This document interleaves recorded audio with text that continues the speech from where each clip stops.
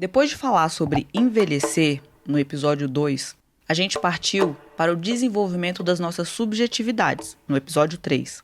E chegamos no assunto que domina grande parte da nossa vida, o trabalho. Passamos 1/3 da nossa vida trabalhando, são uns 25 anos de labuta para o brasileiro, na média. Então é um assunto longo, super importante e que também está totalmente impactado pelas desigualdades. Olhando os dados do IBGE, dá para ver que o desemprego e o subemprego têm gênero e cor. Não preciso dizer quais, né?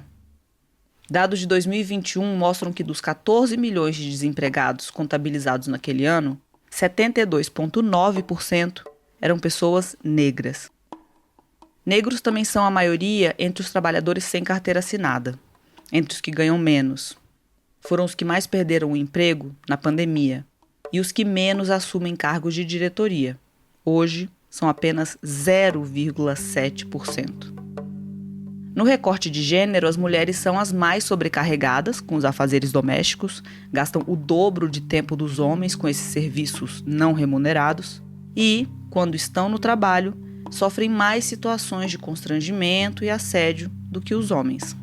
E tudo isso faz com que elas recebam menos, em média 77% do montante recebido pelos homens. Mas entre diretores e gerentes, por exemplo, esse índice é pior. As mulheres recebem 61% dos rendimentos dos homens. E não dá para argumentar que os homens recebem mais porque são mais instruídos. Pelo contrário, na média, as mulheres é que têm mais educação. Quando falamos de mulheres negras, a desigualdade quase dobra. Elas recebem 44% da renda média de um homem branco.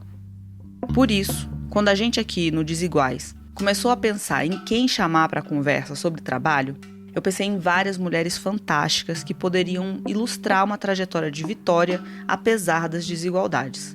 E claro que essa já é uma premissa problemática, porque o que é vencer a desigualdade? Vencê-la sozinho como indivíduo é vencê-la mesmo? Ou é se tornar uma exceção? E se tem uma coisa que eu não queria, era cair na falácia de tratar a exceção como regra. Eu não queria falar de alguém bem-sucedido na profissão como exemplo de meritocracia.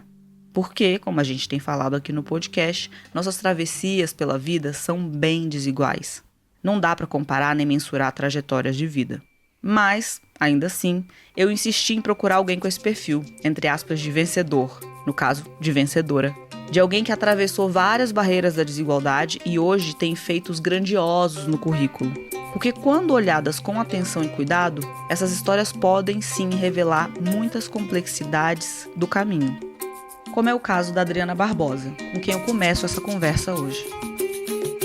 Eu sou Carol Pires e você está ouvindo Desiguais, um podcast da revista Piauí em 6 episódios que tenta entender como as desigualdades impactam o nosso destino, que já começa a ser traçado no dia em que a gente nasce, dependendo de quem são os nossos pais e o nosso país. A produção é da Maranha Filmes, com apoio da Fundação Tite Setúbal, Oak Foundation e Ford Foundation. Esse é o episódio número 4, Trabalhar no Brasil.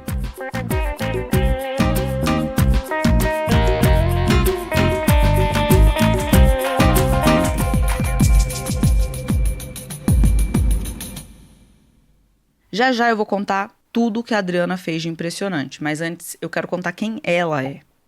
Eu nasci em São Paulo e tudo começou, essa história, por conta da minha bisavó e minha avó, que eram do interior de São Paulo e vieram trabalhar em São Paulo. Minha bisavó veio muito novinha, minha avó também com uns 12 anos e já foi trabalhar na casa de uma família, né, como empregada doméstica. As duas eram empregadas domésticas. E essa é uma história comum, que infelizmente ainda não foi erradicada.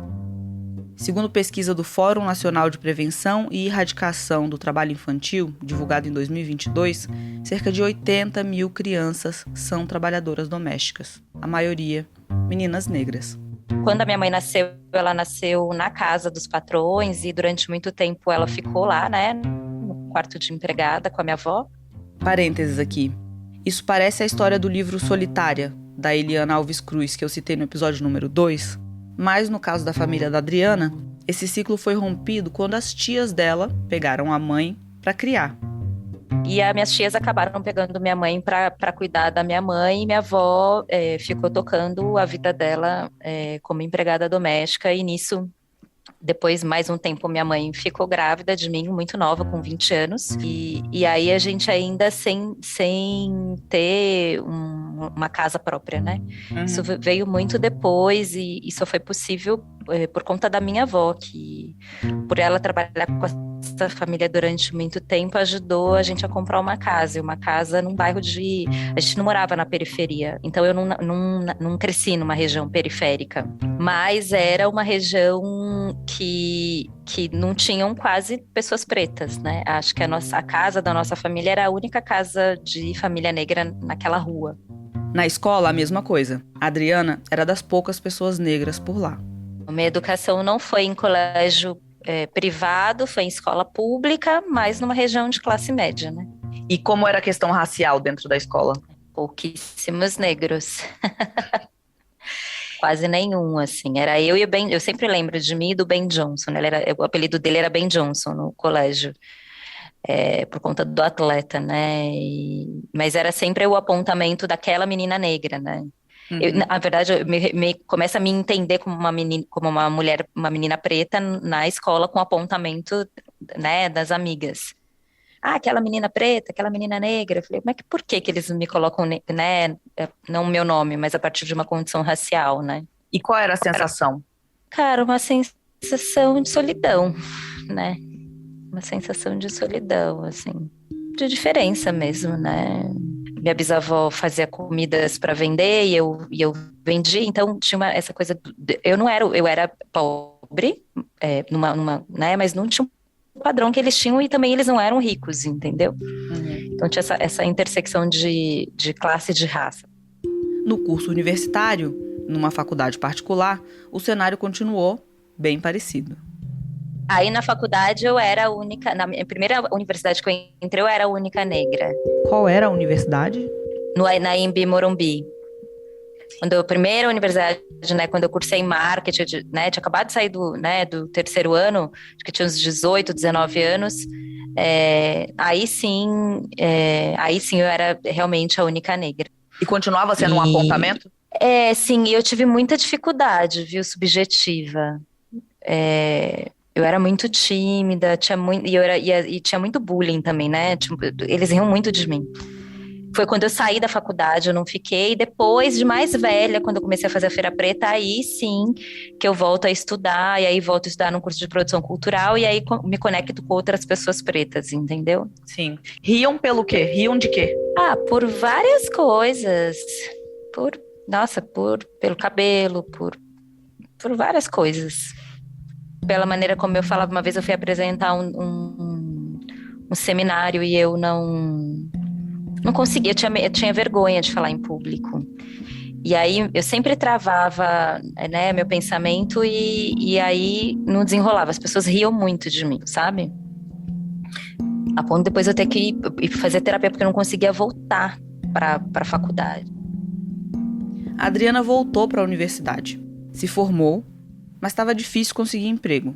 Ela andava interessada em políticas públicas, frequentava alguns conselhos participativos, mas não tinha um trabalho fixo. Veio essa questão de eu estar desempregada e começar a fazer as feiras de rua, né? Vendendo as minhas coisas, que eu montei um brechó, fazia acessórios, eu ia pra rua para vender minhas coisas.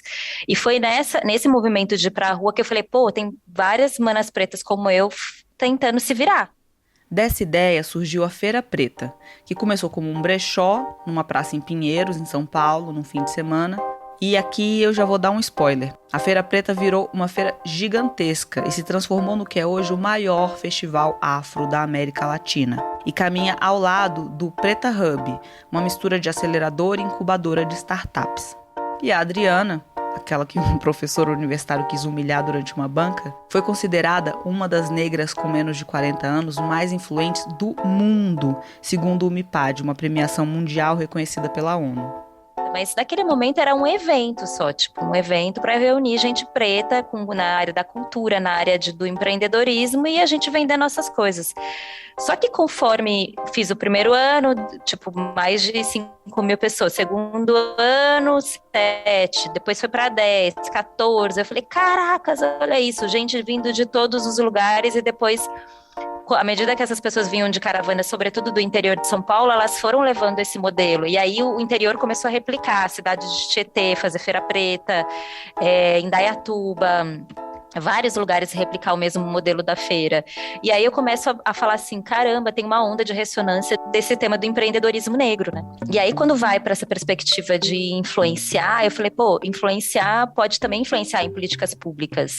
E aí sim eu começo conscientemente para espaços, né, para a Câmara dos Vereadores, para a Assembleia Legislativa, para provocar questões dentro desse tema. Então teve a Feira Preta como lei municipal, na estadual no passou, depois o Haddad, quando foi prefeito, fez o decreto de empreendedorismo negro, vários movimentos que foram inspirados na Feira Preta, entendeu? Esse trabalho da Adriana de articular o encontro de produtores negros, de mapear talentos, de promover eventos culturais, fomentar o debate sobre questões de raça, impactou milhares de pessoas. Entre elas, a própria mãe e a avó da Adriana.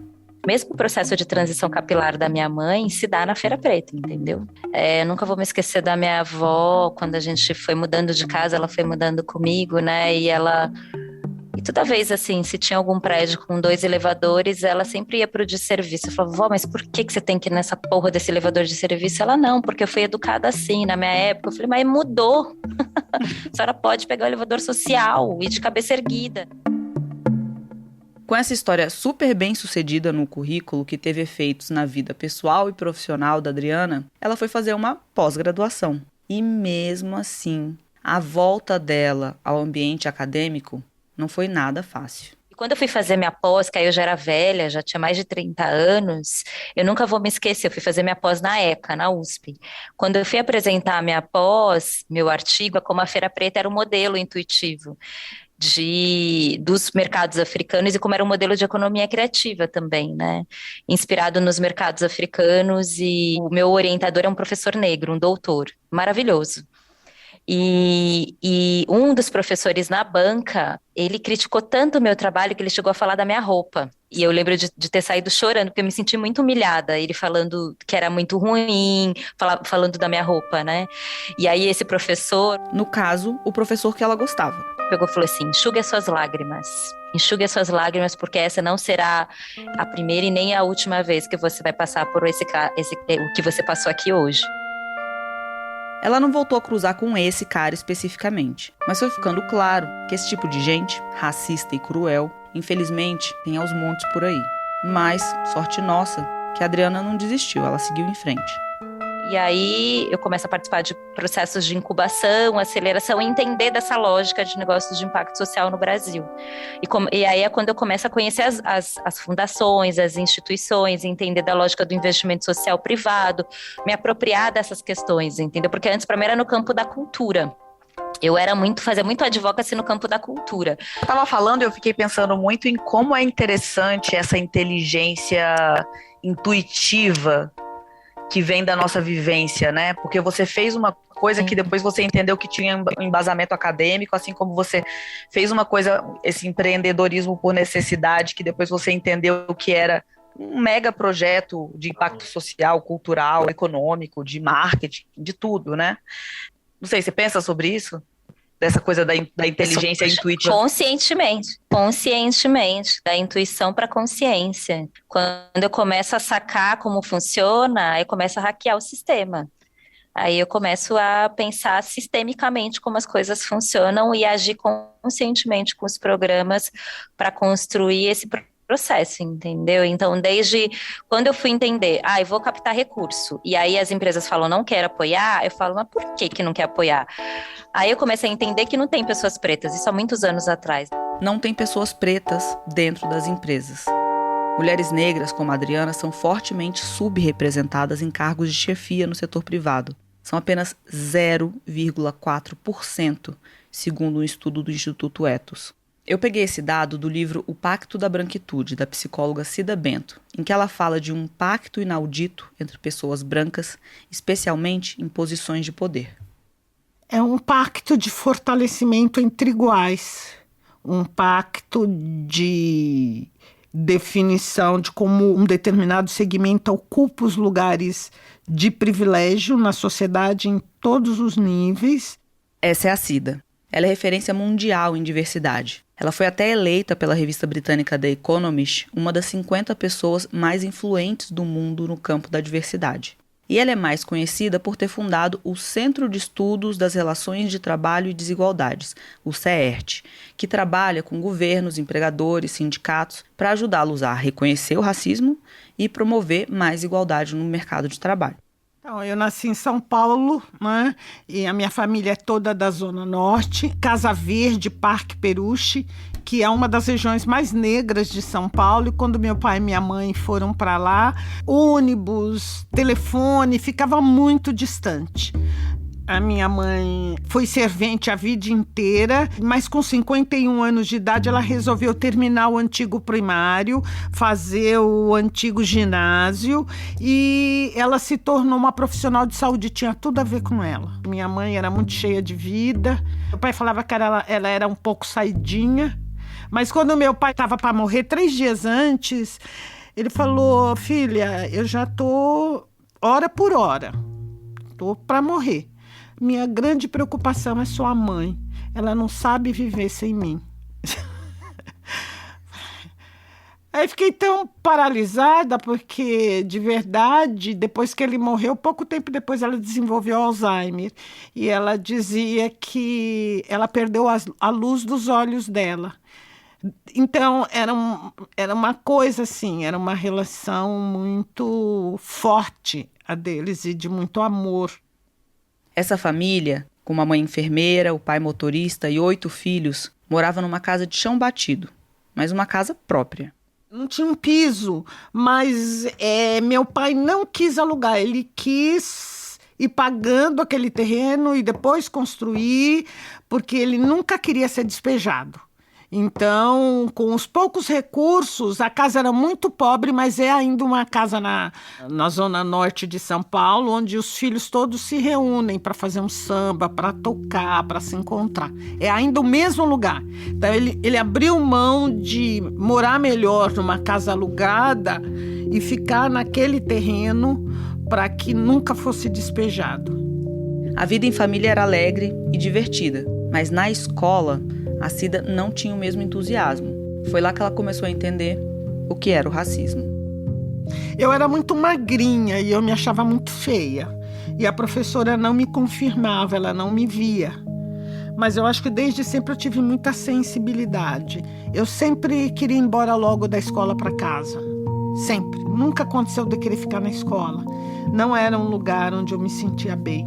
Eu não tenho lembranças de discriminação na escola, nos anos até a faculdade, mas eu tenho uma lembrança de me sentir externa, de não me sentir parte, de querer sempre ir embora. Sempre eu queria ir embora, sempre eu queria... A alegria era quando os portões se abriam e a gente podia ir embora. Eu não me lembro também de uma professora carinhosa comigo, me fazendo sentir parte da escola. Não se sentir parte. Não é só não ser ouvido, mas de não confirmação. A gente usa essa expressão na psicologia, que é num bando de criança, a professora pergunta alguma coisa e vários levantam a mão, mas ela nunca vê você levantar a mão. Ela não confirma que você existe e está ali. Pela a coisa da beleza que eu não tinha, que a Branca de Neve tinha. Não sei como as personagens, né, das histórias, dos livros, elas tinham uma beleza, aquela pele muito branca, que era o cabelo muito liso, tal, e era tudo que eu não era. Então, como grande parte das crianças, quando você vivencia uma situação assim, você diz: o que tem de errado comigo? Mas apesar dessa experiência ruim na escola, a Cida quis ser professora. Uma das partes da minha vida profissional que eu mais adoro era professora do que se chama classe de emergência, que eram classes precárias no fundo de igrejas, no fundo de uma associação de bairro, tal, na Zona Norte. E aí, como é que você entra nessa parte de psicologia organizacional? Paixão por entender como dentro das empresas, sem que ninguém explicitasse nos documentos institucionais, como se operacionalizava a discriminação contra mulheres negras, contra negros, quer dizer, como era repetitivo o padrão de pessoas que eram contratadas. Na área de psicologia organizacional, a Cida foi percebendo como era difícil fazer processos de seleção. As pessoas responsáveis pelas contratações sempre escolhiam as pessoas brancas. E quanto mais alto o cargo, mais branco e mais masculino ficava o grupo. No livro O Pacto da Branquitude, a Cida escreve o seguinte: em sociedades desfiguradas pela herança do racismo, a preferência de um mesmo perfil de pessoas para os lugares de comando e decisão nas instituições financeiras, na educação, saúde, segurança, etc., precariza a condição de vida da população negra, gerando desemprego e subemprego. A sobre-representação da população negra em situação de pobreza, os altos índices de evasão escolar e mau desempenho do aluno negro e os elevados percentuais de vítimas negras da violência policial.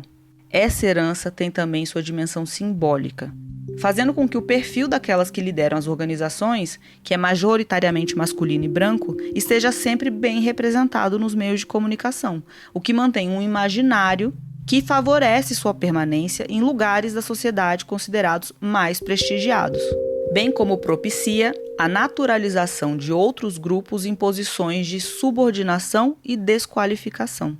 Em resumo, os brancos se contratam entre si para cargos de chefia, e aquela foto dos chefes todos brancos faz parecer que o talento tem uma cor.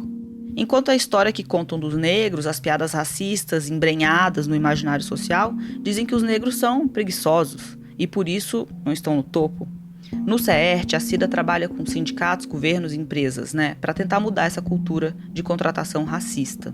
E pelo caminho, ela encontra muita resistência. Ela conta que um tempo atrás estava trabalhando com uma grande empresa, com uns 200 profissionais, conduzindo exatamente essa discussão sobre as diversas formas de discriminação dentro dessa organização.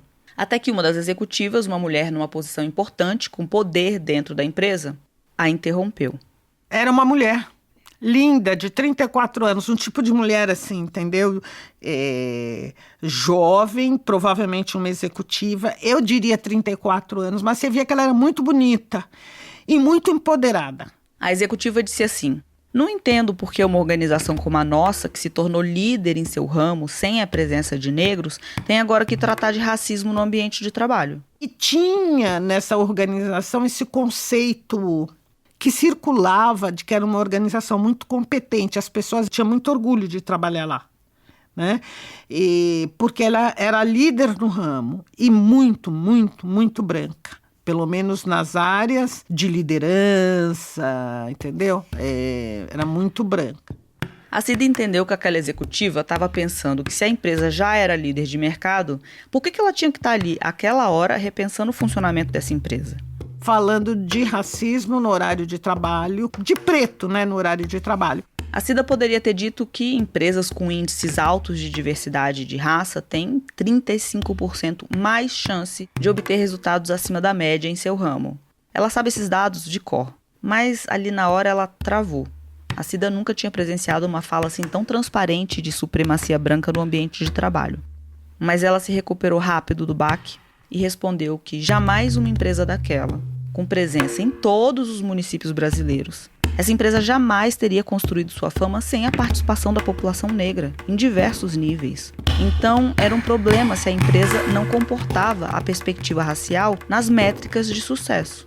Como essa moça que falou no trabalho dela, que não queria falar sobre preto no ambiente de trabalho. Então, ela explicitou o desconforto dela. Esse desconforto não era só dela. Muitas vezes as pessoas brancas, não só, mesmo depois de ter compreendido sobre relações raciais, se mantêm com um grande desconforto de estar em situação de equidade com o negro. Ela precisa saber disso, ela precisa debater isso com negros, com outros segmentos. Tem uma questão moral, ética, que é essa fala de que existe mesmo racismo, mas aqui não tem racismo. É muito importante você encarar o quanto interessa desconsiderar uma realidade que você está enxergando ali todo dia no lugar onde você trabalha, que não tem negro, que não tem mulher negra. E eu acho que tem um conceito de discriminação por interesse que eu acho bem interessante, que ele casa bem com essa dimensão de privilégio. É conceitualmente mesmo, quer dizer, quando você gosta de negro, tem um filho, tem um afilhado negro, gosta de ir no samba, mas você não quer mudança da condição do teu grupo e do outro grupo. Você não quer, naquela diretoria onde você faz parte, que tenha uma pessoa negra, uma mulher negra, com uma caneta na mão, na mesma condição que você. Nem mulheres você quer lá. Quando a Cida propõe discutir a desigualdade racial no Brasil através da branquitude, desse pacto narcísico entre brancos, ela está apontando que cabe aos brancos também discutir sua responsabilidade nessa estrutura social racista. Assim, comecei a estudar branquitude. O problema de relações raciais era um problema de negro. O que a gente faz com esses negros? Porque teve escravidão, se tem problema de saúde, de educação, eles moram mal. E o branco sempre esteve longe disso, como se ele não tivesse nada a ver. Então, trazer isso é fundamental para o branco se pensar, não só como essa parte que vai ajudar a solucionar essa desigualdade, mas como essa parte que ajudou a construir essa desigualdade, né? E que parte da herança que vem da escravidão, que é uma herança cheia de sangue, cheia de violência, foi lavadinha e está no seu grupo. Ao escolher o que lembrar e o que esquecer, seguidas gerações de famílias brancas usufruem sem culpa da herança que receberam. Herança essa que não se mede só em dinheiro, vem em status, em contatos. E antes que você pense, meus avós nunca foram fazendeiros, donos de escravizados. Olha, não foram só os muito ricos que se beneficiaram da escravidão. Um dado que a Cida frisa no livro dela é que um escravizado trabalhando na plantação, na colônia, chegava a ser até 130 vezes mais lucrativo para a Inglaterra do que um inglês trabalhando no próprio país. Então, todos os brancos, ricos ou não, saíram ganhando. E isso se aplica a todos os países. Mas ainda assim, numa cultura racista, o negro é acusado de preguiçoso. Já ouviu essa expressão que diz serviço de preto para um serviço ruim? Se você tem um negro preguiçoso, um negro não tão competente. Então, assim, o discurso que você faz sobre si e sobre o outro, o que você elabora sobre si e sobre o outro, fortalecendo o seu grupo, mantendo o seu grupo no lugar de privilégio, estruturando isso, passando para outras gerações para que seu grupo permaneça em lugar de privilégio. E exatamente o oposto para o outro grupo, né? Para o grupo definido como um inferior. Outro exemplo dessa narrativa enviesada que diminui o mérito das pessoas negras está na educação. Clica lá no ProUni, não sei se ainda tem os arquivos. Porque a cota, ela tem, as cotas, ela tem esse benefício racial, social, 50% de negros, ou a depender do estado e tal. Mas o jovem branco pobre se beneficiou muito sobre isso. Me diga quantos estudos você conhece, quantas narrativas você conhece sobre os brancos e as bolsas e as cotas. Eles desaparecem. Todo o foco é sobre negro. É importante você falar sobre isso sempre, você trazer essa lembrança sempre, porque eles são beneficiados e a gente fica muito feliz que as ações no movimento negro os beneficiam, mas fica com a pecha só os negros é que são beneficiados, entendeu? Então, tem um pacto narcísico, não se estuda isso, não se fala sobre isso. Para complementar o que a Cida está falando, é importante frisar que um estudo com dados do Exame Nacional de Desempenho dos Estudantes, o ENAD, feito com um pouco mais de 1 milhão de estudantes, isso é, 1/3 do total de alunos do ensino superior formados entre 2012 e 2014, comprovou que no final do curso não há diferença entre conhecimento de alunos cotistas, seja por razões raciais ou sociais, e os de seus colegas que não são cotistas. Estive numa escola bambambam de São Paulo, particular, eu falei, escuta, vocês estão falando tanto dos cotistas negros, vocês nunca tiveram bolsistas brancos antes? Sempre tivemos e temos hoje muito mais do que negros.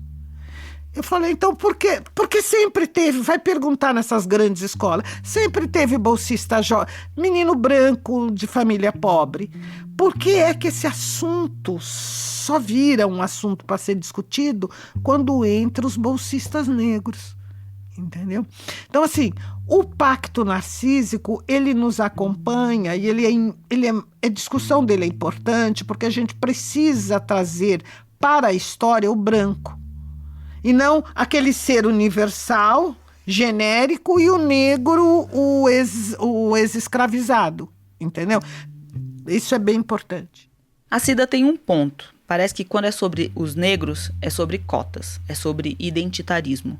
Mas branco não é identidade? Branco por acaso é padrão? É genérico? É a referência? Exato. É interessante como não é nem... Não sei quão intencional, mas é interessante que a palavra branco, ela some destes processos todos e fica o ser humano genérico, né? O ser humano padrão, referência. E cresce muito, eu tenho dito, porque eu fiz uma grande pesquisa, eu queria um livro mais acessível, né? Então...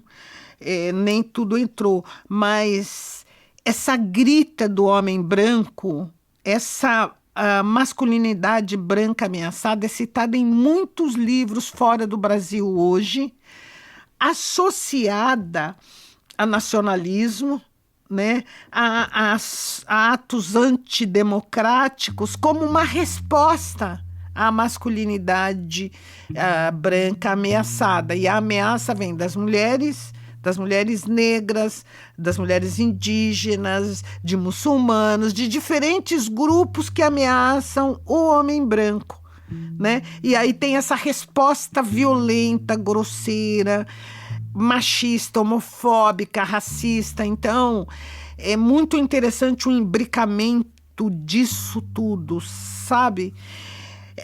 Ao mesmo tempo...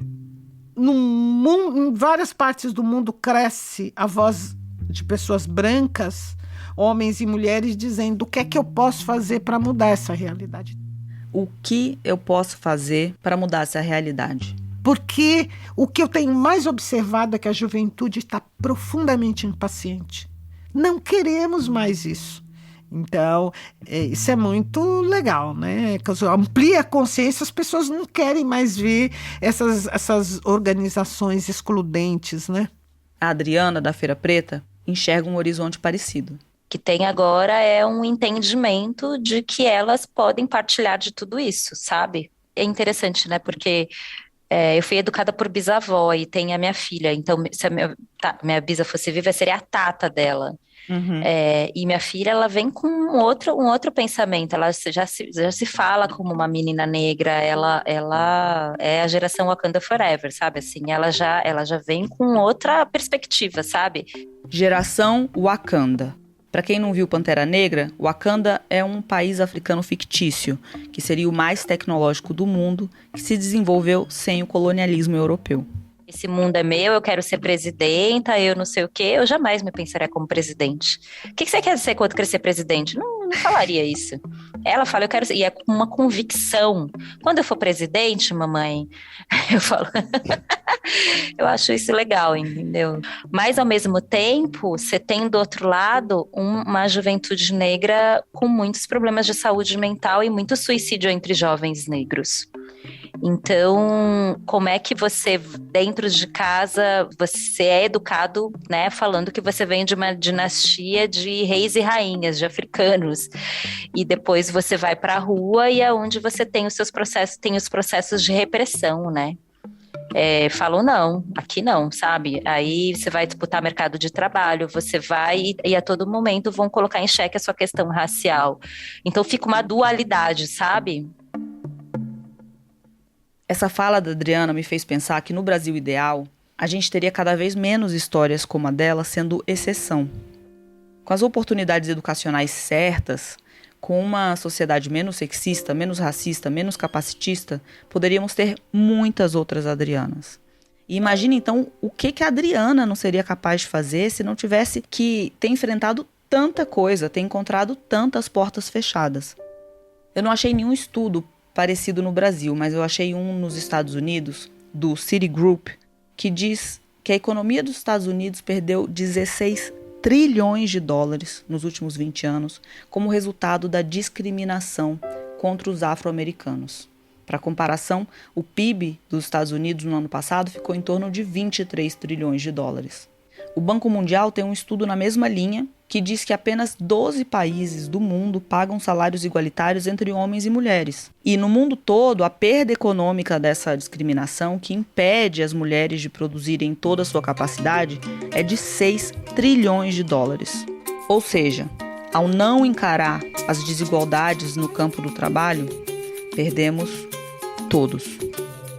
No 5º e penúltimo episódio de Desiguais, eu converso com duas pessoas muito especiais que estão escrevendo a história da nossa cultura. Conceição Evaristo e Luiz Antônio Simas. Até lá! Desiguais é um podcast da revista Piauí produzido pela Maranha, com apoio da Fundação TID Setúbal, Oak Foundation e Ford Foundation. A edição desse episódio é do Eduardo Gomes, com mixagem e masterização de Diogo Saraiva. A arte da capa é do Gabriel Melo Franco. Eu e Ana Luísa Vastag escrevemos esse episódio, que teve a Mari Faria na produção de reportagem. Revisão do roteiro da Fernanda Mena.